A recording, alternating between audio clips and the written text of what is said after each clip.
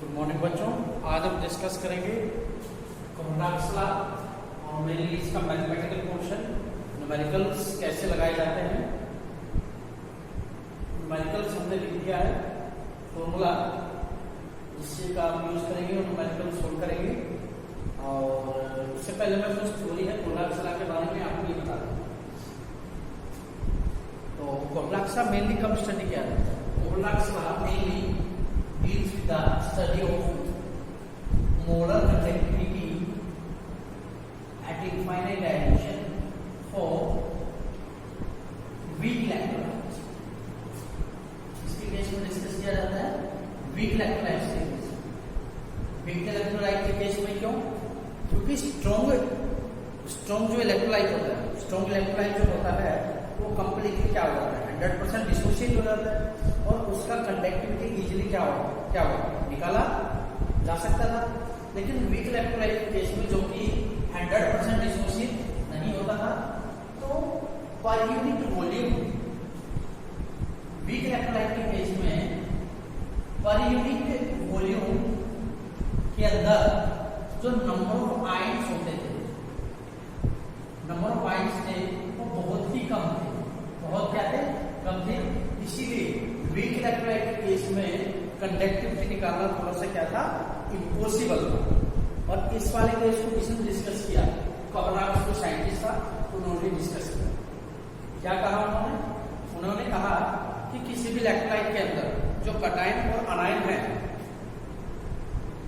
वो अपना particular definite conductivity contribute करते हैं टोटल मोलर कंडक्टिविटी के अंदर। क्लियर है ना? ओके। तो अगर कॉर्नरॉक्स लॉ को हम पढ़ें, किसी पे अप्लाई करें, किसी इलेक्ट्रोलाइट पे अप्लाई करें, तो देखिए जैसे मान लो है आपका AXBY का जो क्या है, AXBY एक वीक इलेक्ट्रोलाइट क्या है, वीक इलेक्ट्रोलाइट है। AXBY एक वीक इलेक्ट्रोलाइट है और इसका जब डिसोसिएशन होगा तो क्या देगा ये, A पॉजिटिव अज्यूम करो और क्या B नेगेटिव, X मोल किसके, A पॉजिटिव की और Y मोल किसके, B नेगेटिव, ये देगा। क्लियर है ना? ओके। तो कॉर्नरॉक्स लॉ ने क्या कहा कि आप molar conductivity eight infinite dimension of weak electrolyte AXBY कैसे निकालेंगे? उन्होंने क्या कहा, जैसे कैटायन और अनायन दोनों अपना कंट्रीब्यूट करेंगे, कुछ लिमिटिंग मोलर कंडक्टिविटी कंट्रीब्यूट करेंगे और उसके कितने मोल्स बने हैं पर फॉर्मूला यूनिट के अंदर, उससे आपको क्या कर देना है, मल्टीप्लाई कर देना। जैसे आपको इसके लिए बनाना है, फॉर्मूला बनाना है, तो कैसे बनाएंगे? ये लिमिटिंग आयनिक कंडक्टिविटी का सिंबल है लैम्डा नॉट m, इसको लैम्डा बोलेंगे, लैम्डा नॉट m। इसके लिए A positive plus lambda not m into B negative, ऐसे। क्लियर? अगर मोलर कंडक्टिविटी निकाल रहे हैं तो each ionic conductivity is multiplied by number of respective ion found in one formula. बोलो कितने में, X मोल, X से मल्टीप्लाई कर देंगे और इसको कितने से मल्टीप्लाई कर देंगे, Y से। क्लियर? जैसे अगर मैं फॉर्मूला लूं लैम्डा नॉट m, क्लियर है ना? जैसे H2SO4 है जो, तो इसके लिए कैसे निकालेंगे? पहले ये देखो ये आयन्स क्या बनाएगा, बोलो H2SO4 क्या बनाएगा, 2X positive plus SO4 negative, ये बनाएगा। तो क्या कहा, कैटायन्स और अनायन्स का लिमिटिंग मोलर कंडक्टिविटी दोनों का सम और each limiting ionic conductivity is multiplied by their respective number of moles of ion found in one formula unit. ठीक है? तो क्या हो जाएगा, लैम्डा नॉट m किसके लिए, H पॉजिटिव के लिए। ठीक है, पहले सिंपल लिख दो, लैम्डा नॉट m किसके लिए, सल्फेट आयन के लिए, कैटायन आयन के लिए। ठीक है? और अगर आप बनाओगे मोलर कंडक्टिविटी कितना है ना, ठीक है, कितने आयन्स फॉर्म है, 2 मल्टीप्लाई बाय 2।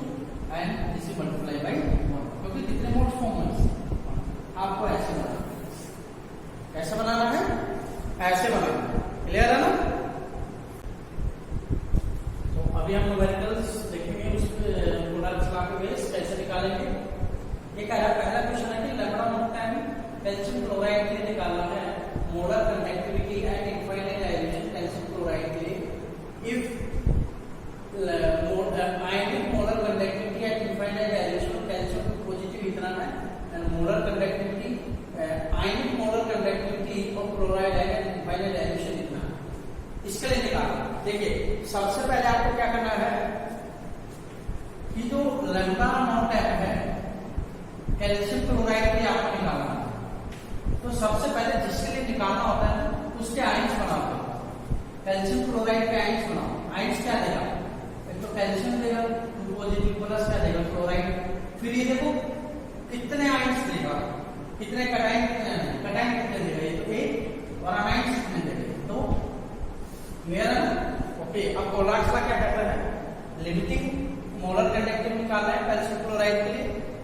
तो limiting molar conductivity of any electrolyte, any weak electrolyte is equal to sum of limiting ionic conductivity of cations and anions and each multiplied by number of moles of ions found in one formula unit।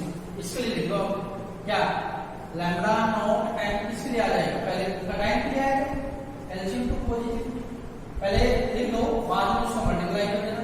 Lambda naught M किसके लिए, chloride ion. Clear है? अब आप ये बताओ कि इसको कितने से मल्टीप्लाई करना पड़ेगा, कितने मोल्स फॉर्म हुआ, इसका एक मोल और इसके दो। क्लियर है? ठीक है। अच्छा गिवन क्या आपके पास, ये वाला वैल्यू गिवन है, लिमिटिंग आयनिक कंडक्टिविटी है कटाइन का या आयन का। वैसे इसको बोले पुटअप कर तो क्या है आपको 1 into ये इसका वैल्यू कितना है भाई, ये है ना 119, 1 into 119 यूनिट हम बाद में लगा लेंगे, प्लस 2 into क्लोराइड के लिए कितना है 76.3।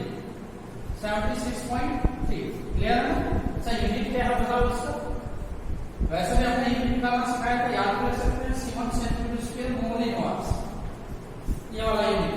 इसको आप सोल्व कर दो आगे, ये आपका क्या आ जाएगा, कैल्शियम क्लोराइड के लिए मोलर कंडक्टिविटी निकल आएगा इनफाइनाइट डायमेंशन में, और यूनिट क्या आ जाएगा 7 सेंटीमीटर स्क्वायर मोल इन मास। क्लियर है ना? बहुत इजी में निकला। अच्छा अगर मैं कहूं इसे में आप निकालो, इसे में आप निकालो lambda not equivalent calcium chloride के लिए, ठीक है ना? इसीलिए निकालो, बस उसमें क्या आ जाएगा आपके पास, भाई लैम्डा नॉट इक्विवेलेंट आ जाएगा, यहाँ पे लैम्डा नॉट इक्विवेलेंट आ जाएगा, यूनिट भी बदल जाती है, ठीक है ना? इक्विवेलेंट इनवर्स और यहाँ पे क्या जाएगा लैम्डा नॉट इक्विवेलेंट। चलो ये क्वेश्चन हमने नया रख दिया, बताओ इसके लिए निकालना है molar conductivity eight infinite dilution, equivalent conductivity eight infinite dilution निकालोगे तो किस चीज का डिफरेंस आएगा बोलो। इसमें तो आपको नंबर ऑफ मोल से मल्टीप्लाई करना होता था, और इसमें सिर्फ क्या है, equivalent conductivity of any electrolyte is equal to just sum of limiting equivalent conductivity of cation and anion, दोनों का सम। क्लियर है? ऐसे lambda not equivalent calcium positive का प्लस लैम्डा नॉट इक्विवेलेंट इसका क्लोराइड। मोलर कंडक्टिविटी निकालते हैं तो मोल से मल्टीप्लाई करो, और एक आप इक्विवेलेंट कंडक्टिविटी निकालते हैं फाइनल डायमेंशन पे तो इसके लिए कोई मल्टीप्लिकेशन, कटाइन और अनाइन का सम हो जाएगा, मतलब कटाइन के लिए 119 हो गया प्लस ये क्या होगा 76.3, दोनों को सम कर दो और यूनिट लगा दो, आपको क्या होगा 16। याद रखिए कोलैप्स वाला इसी को ही डिस्कस करता मैं, ठीक है? अब हम नेक्स्ट क्वेश्चन देखिए। नेक्स्ट क्वेश्चन क्या कहता है देखिए, पढ़ लीजिए तब तक आप। नेक्स्ट क्वेश्चन, 3 इलेक्ट्रोलाइट्स हैं, उनका कंडक्टिविटी गिवन है, मोलर कंडक्टिविटी इनफाइनाइट डायमेंशन पे, और 4th कोई नया कंपाउंड है उसके लिए आपसे पूछ रहा है, ठीक है ना? Lambda naught HCl, lambda naught NaCl और लैम्डा नॉट सोडियम एसिटेट, उनको एसिटिक एसिड के लिए निकालना है, पूछ रहा है। फॉर्मूला बनाओ पहले, लैम्डा नॉट M इसके लिए कटाइन कौन होगा, H पॉजिटिव होगा ना, यहाँ H positive plus lambda not M कौन होगा CH3COO नेगेटिव। बताओ कितने बनेंगे कटाइन कटाइन, एक बनेगा ना, तो multiplication 1 into this and 1 into this, ठीक है? अब ये जो गिवन डाटा है इसको थोड़ा ओपन कर लो, कैसे इस इसका मतलब क्या है, लैम्डा नॉट HCl का, तो लैम्डा नॉट H पॉजिटिव है ना, प्लस क्या lambda naught Cl negative, open किया हमने 10 और एक एक बनेगा, क्लियर है ना। ऐसे इसके लिए ओपन करो, लैम्डा नॉट है, क्लियर है ना, तो Na पॉजिटिव प्लस क्या लैम्डा नॉट M क्या हो जाएगा Cl नेगेटिव। अच्छा अब इसके लिए ओपन कर दो, मोलर कंडक्टिविटी लिख रहे हैं आप, आयनिक मोलर कंडक्टिविटी, तो नंबर ऑफ मोल से भी मल्टीप्लाई करना पड़ेगा, लेकिन एक है तो अंडरस्टूड है, सेम आने वाला, ठीक है। इसमें देख लीजिए, इसमें क्या है लैम्डा नॉट है, लैम्डा नॉट है और क्या CH3COO negative plus lambda not M Na positive, clear है ना, ओके। अब आप हमें ये बताओ, आपको ये चाहिए, रिक्वायर्ड इक्वेशन ये है, रिक्वायर्ड है, ठीक है ना। इसको इक्वेशन फर्स्ट मान लो, इसको सेकंड, इसको थर्ड।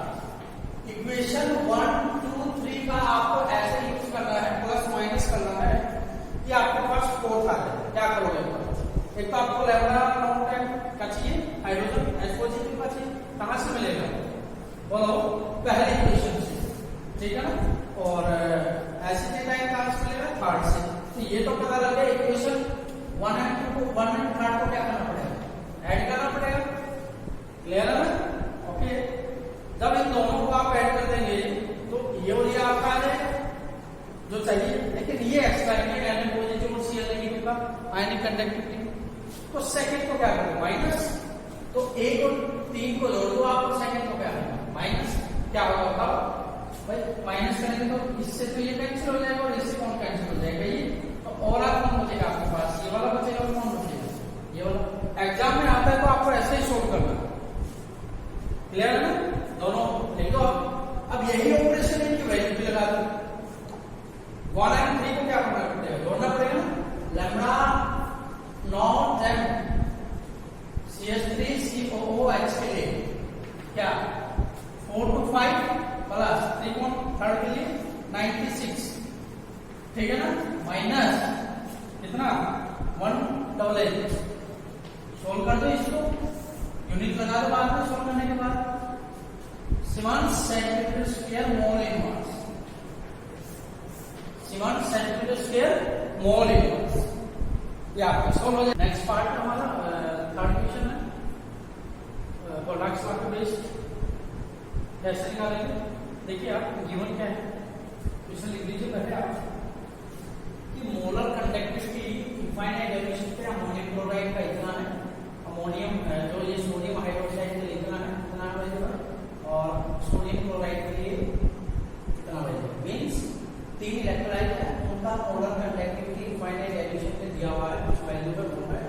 अब क्या कह रहा है, if molar concentration of centimolar ml by 100 ammonium hydroxide solution is this, ये वैल्यू कुछ नहीं होना, ओके। इस कंसंट्रेशन पे ये आपका कंडक्टिविटी है, कैलकुलेट करो, परसेंटेज डिसोसिएशन निकालो, बहुत इंपॉर्टेंट है। अमोनियम हाइड्रोक्साइड के लिए, किसके लिए, अमोनियम हाइड्रोक्साइड के लिए, नोट करिएगा, ammonium hydroxide at this direction also calculate dissociation coefficient for ammonium hydroxide.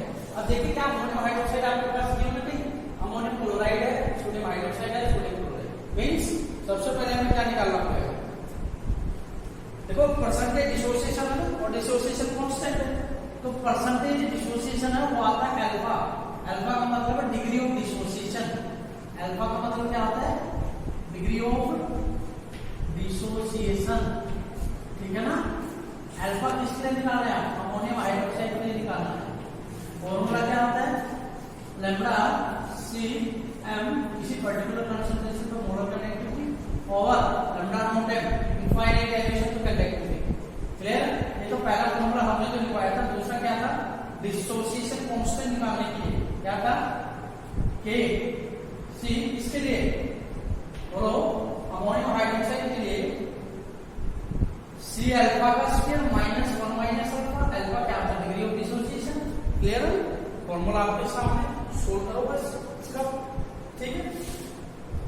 तो सबसे पहले क्या निकालो, अमोनियम हाइड्रोक्साइड के लिए निकालो।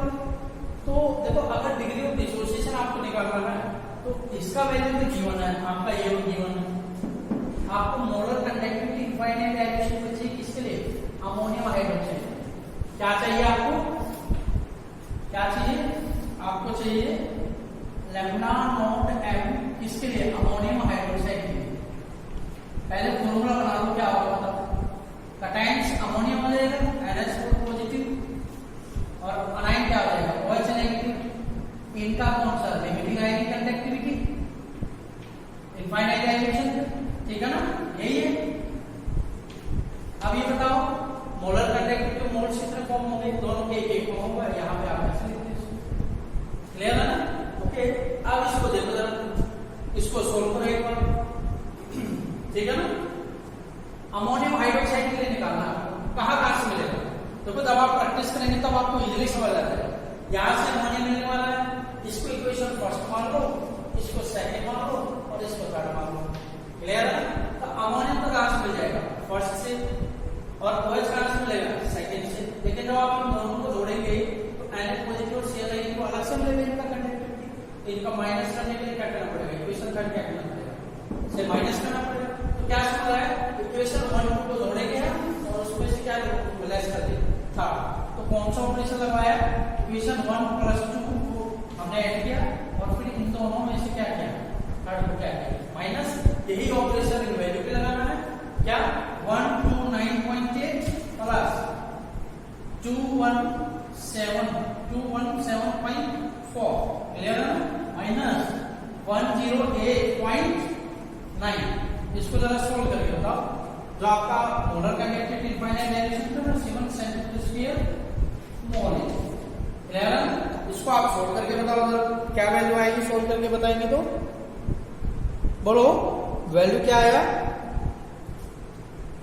लिख देता हूं 238.3 cm2 मोल, ये वाला, क्लियर है ना। आप इसको सोल्व करेंगे तो ये आएगा, क्लियर है। सोल्व करना पड़ेगा क्योंकि इसका वैल्यू आपको इसमें पुट अप करना है। अब आप देखिए कि परसेंटेज डिसोसिएशन निकलवा रहा है, परसेंटेज डिसोसिएशन कैसे निकालेंगे, परसेंटेज डिसोसिएशन, ठीक है ना।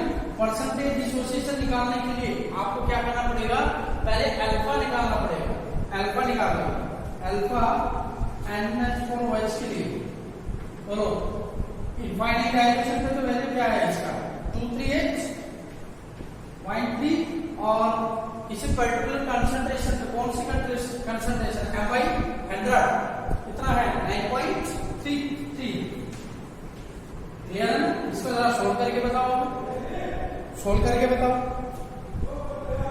सोल्व करेंगे तो क्या आएगा, सोल्व करना पड़ेगा क्योंकि हमें इसी का वैल्यू अल्फा का वैल्यू नीचे भी यूज करना है। बताओ क्या आएगा, लिख लो, सोल्व करना है वैसे 0.0392 अल्फा का वैल्यू आएगा, क्लियर है ना, अल्फा का वैल्यू। आपसे परसेंटेज डिसोसिएशन निकलवाया है, तो परसेंटेज डिसोसिएशन अल्फा से कैसे निकलता है, अल्फा को जब 100 से मल्टीप्लाई करते हैं परसेंटेज निकलवाएगा, ठीक है। तो 0.0392 इंटू 100, क्लियर है ना, 4 0 कैंसिल हो जाएगा, तो क्या है 3.92%। मतलब क्या समझ आया कि जो अमोनियम हाइड्रोक्साइड था ना वो 3.92% ही डिसोसिएट हुआ है, क्लियर है, ओके। अब आपको क्या निकालना है, बोलो, अब आपको निकालना है डिसोसिएशन कांस्टेंट, किसके लिए, डिसोसिएशन कांस्टेंट अमोनियम हाइड्रोक्साइड के लिए, Kc अमोनियम हाइड्रोक्साइड के लिए। बोलो कैसे निकालो, C अल्फा का स्क्वायर 1 माइनस अल्फा, कंसंट्रेशन कितना है, अच्छा ये कौन से कंसंट्रेशन है, मोलर, याद रखिए। तो यहाँ पे कौन से गिवन है, मोलर गिवन है, कोई प्रॉब्लम नहीं है। M/100 को मैं ऐसे लिखूं 0.01, क्लियर है ना, तो 0.01 इंटू अल्फा का वैल्यू कितना है, परसेंटेज नहीं लेना है, ओनली अल्फा, अल्फा क्या था आपका ये वाला, तो 0.0392 ओवर 1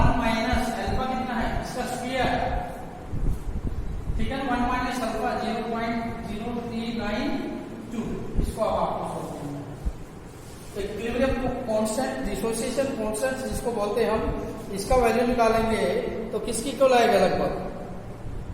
बोलो, सोल्व करके बताओ, लगभग किसकी इक्वल आएगा?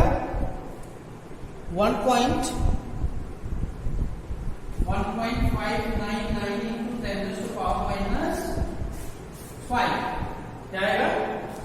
ये वैल्यू आपको न्यूमेरिकल प्रोडक्ट्स आप बेस कैसे सोल्व करना, क्लियर? इसमें बेस लगभग सभी बनाए के हमने किया। अब आप में है 32 कीजिए इनका